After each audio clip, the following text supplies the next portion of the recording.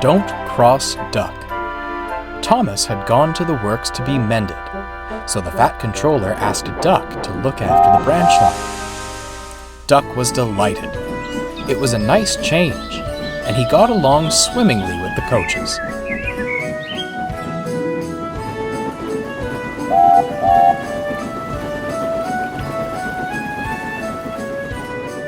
Percy was happy to see him again, and although Toby was grateful for the help, he found Duck to be rather opinionated.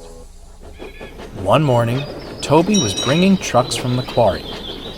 Bertie was approaching the road crossing, but to Toby's horror, he wasn't slowing down. The brakes came on, and both engine and bus shut their eyes. They just missed each other. When they met at the station, Bertie was most apologetic. "I'm sorry, Toby," he sighed. "I've got a new driver, you see. He seems to think I can beat you to the crossing." "That's all right," Toby smiled. "I just hope he doesn't put you in danger like that again." "Didn't your driver see the crossing gates, Bertie?" "There are no gates," Toby replied. "It's—" Duck gasped. "How can you run on a line with no gates? It isn't dignified. Otherwise, those road vehicles wouldn't know to stop." "I know when to stop, thank you," scowled Bertie. "It's for your safety as well as ours, Bertie," replied Duck.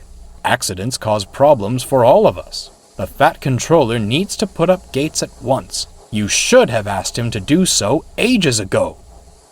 Toby and Bertie said no more. "I don't believe it, Percy," said Duck.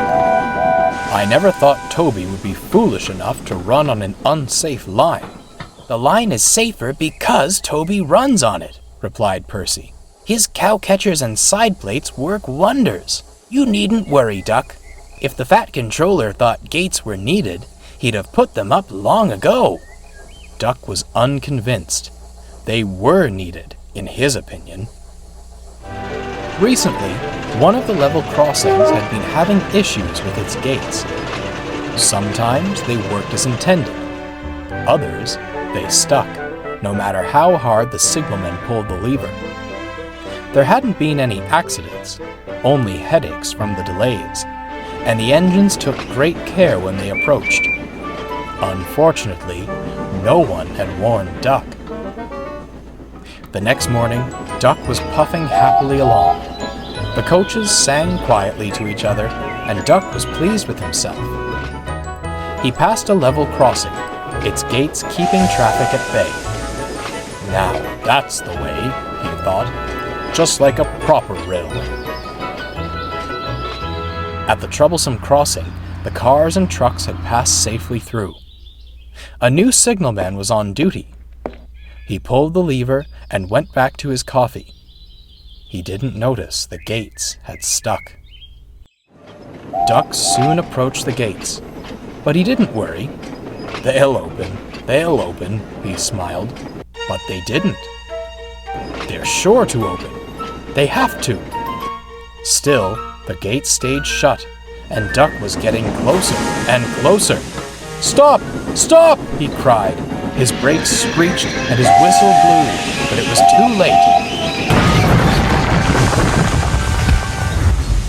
Duck sat on the crossing, remnants of the gate clinging to his front. "Oh dear," he blushed. There wasn't time to examine him. Traffic was building on either side of the crossing. Percy had to pull him to the next station. When they arrived, Toby and Bertie were there. "Toby?" asked Bertie, innocently. "Who's that?" "It's Duck," replied Toby. "Though it seems he can't decide between pulling a train and being a crossing guard." "Whatever he's doing, it doesn't look very safe to me." They laughed as Bertie roared away with his passengers.